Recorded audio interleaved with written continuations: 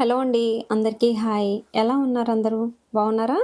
Welcome to our channel అంజలి రమ. ఈ vlog అయితే Sunday రోజు తీసిన వీడియో అనమాట. మార్నింగ్ 10 నుంచి నైట్ వరకు అంటే పడుకునేంత వరకు మా ఇంట్లో సండే ఎలా గడిచిందనేది షేర్ చేసుకోవాలి అనుకుంటున్నాను. వీడియో స్కిప్ చేయకుండా లాస్ట్ వరకు చూసి ఈ వ్లాగ్ మీకు ఎలా అనిపించింది అనేది కామెంట్ లో తెలియచేయండి. మా అమ్మ రెడీ అయ్యి మా పిల్లలిద్దరిని కూడా రెడీ చేసుకొని ఇంకా తనతో పాటు చర్చ్ కి అయితే తీసుకెళ్తుంది. నెక్స్ట్ తర్వాత మా చెల్లి అయితే రెడీ అవుతుంది అనమాట. నేను కొంచెం లేటుగానే వెళ్తాను, ఎక్కువసేపు కూర్చోలేను కాబట్టి లేటుగా వెళ్దామని నేనైతే రెడీ అవ్వలేదు. మా చెల్లి నాతో తల దూయించుకుంటుంది. తన తల దూవాలంటే చాలా ఓపిక ఉండాలి. బాగా కర్లీ హెయిర్ అన్నమాట. తల కూడా ఆరనివ్వలేదు, అప్పటికి లేట్ అయిందని అలాగే వేసేయమంటేను ఇంకా దూవుతుంది. కర్లీ హెయిర్ అంటే చిక్కు ఎక్కువ పడుతుంది. చిక్కు తీయడానికే ఒక 10-15 నిమిషాలు పట్టింది నాకైతే. నేనైతే నా కలరు నా హెయిర్ అంతా మా అమ్మ దాంట్లోనే పడ్డా. మా చెల్లి అయితే కలర్ వచ్చేసి మా నాన్న కలర్, ఇంకా హెయిర్ ఏమో మా అత్తమ్మ వాళ్ళదన్నమాట. మా అత్తమ్మ వాళ్ళది కూడా కొంచెం కర్లీ హెయిరే ఉంటది, వాళ్ళలో పడ్డది. లావుగా ఉంటది, పొడుగ్గా ఉంటది, కాకపోతే కొంచెం సెమీ కర్ల్ అన్నమాట. కర్లీ హెయిర్ ఉన్న వాళ్ళకి నిజంగా ఎంత జుట్టుడినా కూడా సన్నగా జడ అసలు కనిపించదు. మామూలుగా సాఫ్ట్ హెయిర్ కొంచెం సిల్కీగా ఉన్న వాళ్ళకైతే పీలకలా కనిపించిద్ది నాలాగా. చెల్లైతే ఇంటర్ చదివేంత వరకు క్రాఫ్ట్ లోనే ఉంది. జుట్టు అస్సలు పెంచుకోదన్నమాట. తనేమో స్పోర్ట్స్ ఎక్కువ ఆడిద్ది, స్పోర్ట్స్ కాలన్నమాట. ఆడేటప్పుడు జుట్టు పట్టుకొని లాగుతున్నారు అని ఇంటర్ వరకు ఇంకా జుట్టు అంతా కట్ చేయించుకునేది. అంటే బాయ్స్ ఎలా కట్ చేయించుకుంటారో అలా క్రాఫ్ట్ చేయించుకునేది. ఇంటర్ తర్వాత ఇంకా మా అమ్మ తిడితేను అప్పటి నుంచి పెంచుకుంటుంది. నువ్వు గనక జుట్టు కట్ చేయించుకుంటే నీ చదువులు కావాల్సిన ఖర్చు అంతా నేను అస్సలు డబ్బులు ఇవ్వనని మా అమ్మ బెదిరించేసరికి ఇక భయపడి అప్పటి నుంచి జుట్టు పెంచుకుంటుంది అనమాట. 5-6 ఇయర్ నుంచి పెంచుకుంటుంది. మా పెద్ద చెల్లి మ్యారేజ్ లో కూడా తను క్రాఫ్ట్ లోనే ఉంది. పెళ్లి ఫొటోస్ లో అన్నిట్లో కూడా ఇంకా క్రాఫ్ట్ లోనే ఉందన్నమాట. చిన్నప్పటి నుంచి మా చెల్లి ఏంటంటే అబ్బాయి పుడతారని మా అమ్మ అనుకుందంట, కానీ అమ్మాయి పుట్టేసింది. అయినా కూడా అబ్బాయి లాగే పెంచారు. అంటే ఎక్కువగా ఈ డ్రెస్సులు లాంటివి వేయకుండా ప్యాంటు షర్టు అలా వేస్తే ఇంకా అలా పెంచేసరికి తనకు కూడా ఇంకా అలాగే అలవాటు అయిపోయింది. ఎప్పుడో ఒకసారి డ్రెస్సులు వేసుకునేది, ఎక్కువగా ప్యాంట్ షర్ట్ల మీదే ఉండిద్ది అనమాట. పైగా తినేమో కొంచెం స్పోర్ట్స్ ఎక్కువ ఆడిద్ది. National player, judo, cricket, hockey, south zone లో కూడా ఆడింది అనమాట. చాలా మెడల్స్ కూడా బాగానే వచ్చినాయి. ఇక తినేమో కానీ పోలీస్ కేటగిరీలోకి వెళ్ళాలని అనుకుంది, కానీ స్పోర్ట్స్ ఎక్కువ ఆడుతుంది కదా, పీడీలోకి వెళ్దామని డిఎస్సికి అయితే ప్రిపేర్ అవుతుంది. చెల్లికి నాకు కలర్ అస్సలు మ్యాచ్ అవ్వట్లేదు. బ్లాక్ అండ్ వైట్ టీవీ చూస్తున్నట్టు ఉంది కదా, అంటే ఫేస్ కట్స్ ఒకేలా ఉంటది కానీ కలర్ మాత్రం మ్యాచ్ అవ్వదు. పెద్ద చెల్లి మా తమ్ముడు వాళ్ళు కూడా కొంచెం కలర్ గానే ఉంటారు, కొంచెం కాదు ఎక్కువే ఉంటారు. నేనే ఇంట్లో బ్లాక్ ని. చిన్నప్పుడు అయితే మా అమ్మకి నేనంటే ఇష్టం లేదు, అందుకే నన్ను నల్లగా పుట్టించి వాళ్ళని తెల్లగా కన్నది అని ఏడ్చేదాన్ని అనమాట. అమ్మ మీద కూడా అలిగేదాన్ని అనమాట.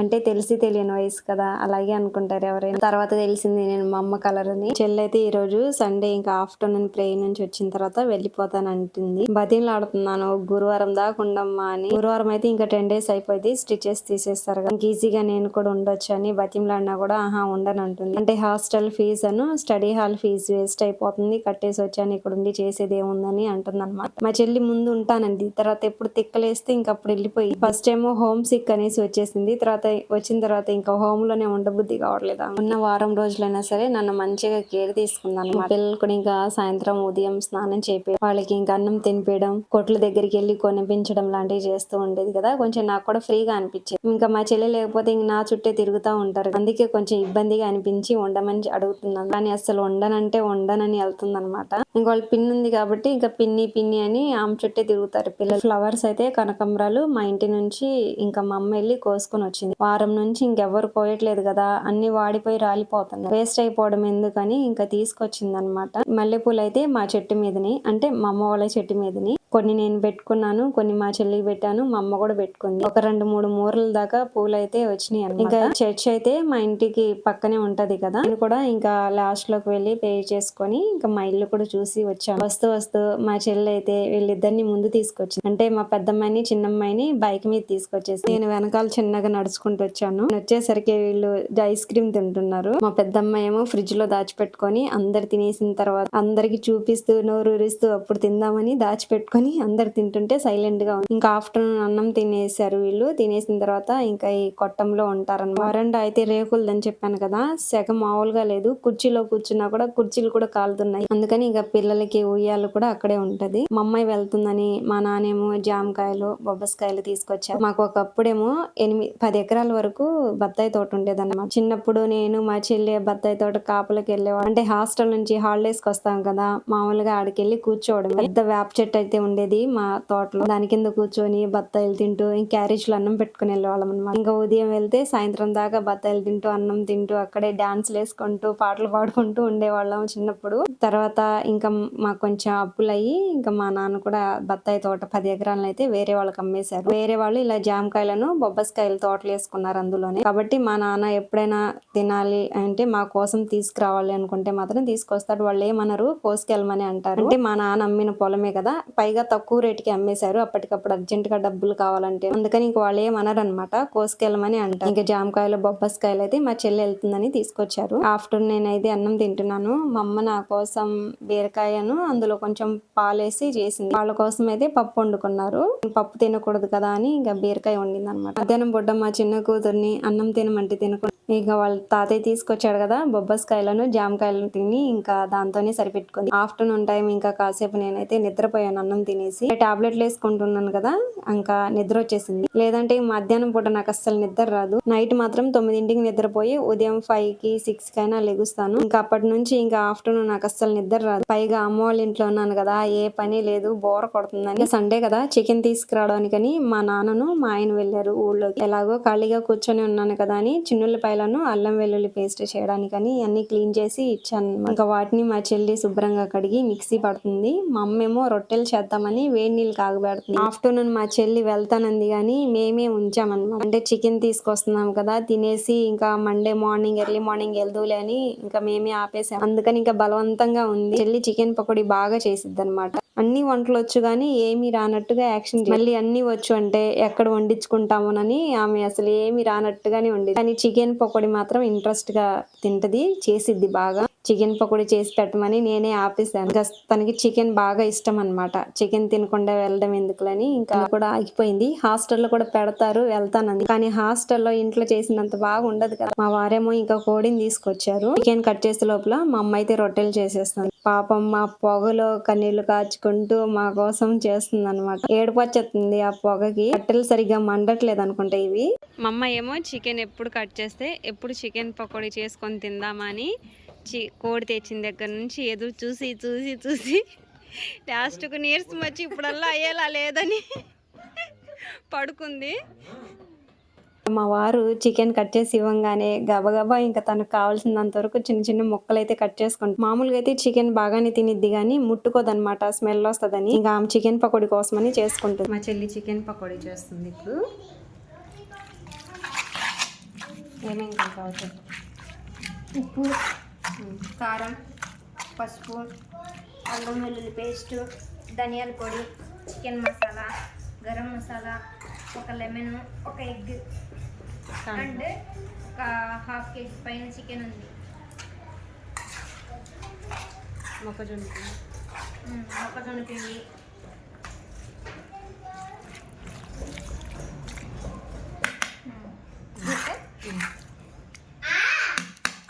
దీన్ని ఇట్లానే కాసేపు ఫ్రిడ్జ్లో పెట్టుకుంటే మ్యాగ్నేట్ అవుతుంది. కాలిచ్చి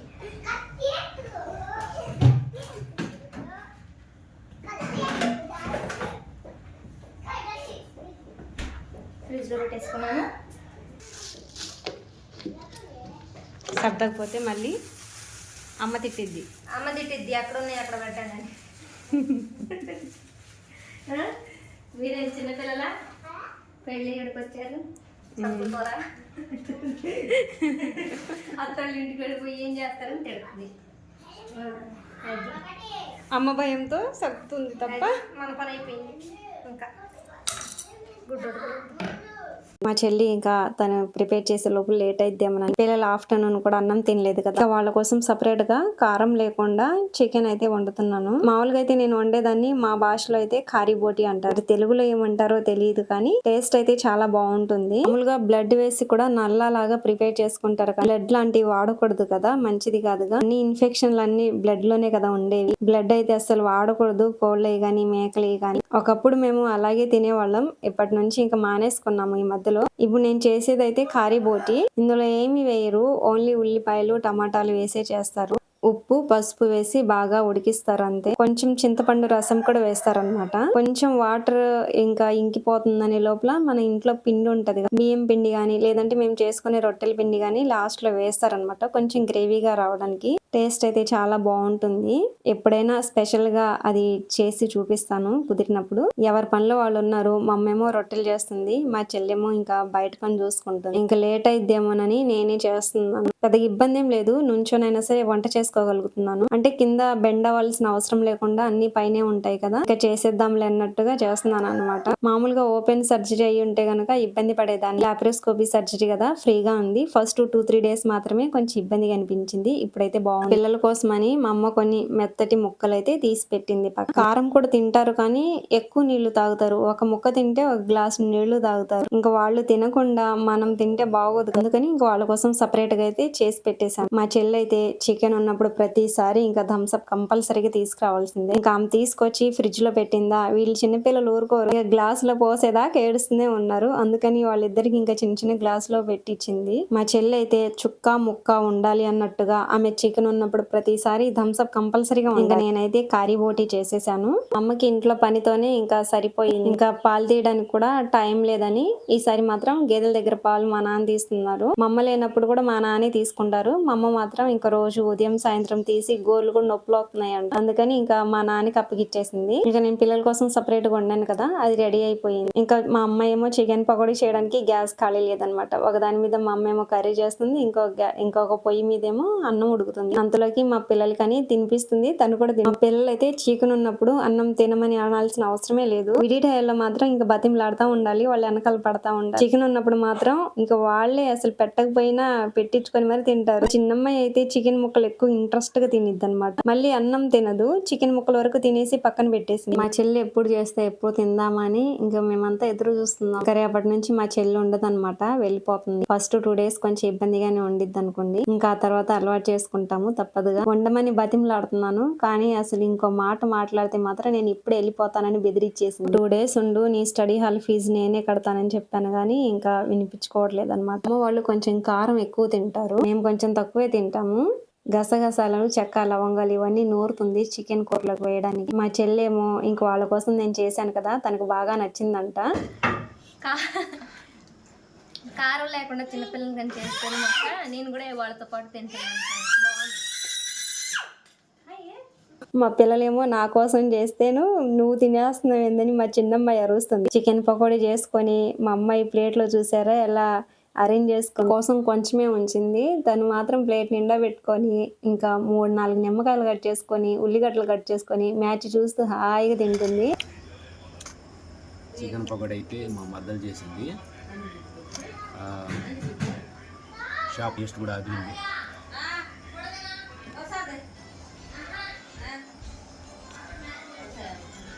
నాకైతే ఇంకా స్టిచెస్ కూడా తీయలేదు కదా, తినొచ్చో తినకూడదు అన్నట్టుగా డౌట్ గా కొంచెం తిన్నాను. ఇక ఫ్యామిలీ అంతా నైట్ డిన్నర్ టైం అందరు ఇంకా వరండాలో కూర్చొని తింటున్నారనమాట. నేనేమో ఒక 1.5 రొట్టె తిన్నాను. మా అమ్మ వాళ్ళు కారం ఎక్కువ తింటారని చెప్పాను కదా, కారం ఎక్కువ వేశారు, అందులో మళ్ళీ పచ్చిమిరకాయలు కూడా వేశారు. ఇంకా పైగా గసగసాలు ఈ చెక్క లవంగాలు అన్ని నూరి వేసేసరికి నాకైతే ఈసోఫాగస్ మంట వచ్చేసింది. ఇంకెప్పుడు తాగని థమ్స్అప్ అయితే ఆ రోజు నేను 1/2 గ్లాస్ తాగాను అనమాట. మామూలుగా అయితే నేను కూల్ డ్రింక్స్ ఏమి ఎక్కువ తాగను, ఇంకా థమ్స్అప్ లాంటివి అయితే అస్సలు తాగను అనమాట. ఇప్పుడు ఒకసారి ఒక మాజా మాత్రం తాగుతాను, అది కూడా చాలా రేర్ అనమాట. ఇంకా నాకు గొంతులో మంట వచ్చేసరికి ఇంకొక 1/2 గ్లాస్ థమ్స్అప్ మాత్రం తాగాను.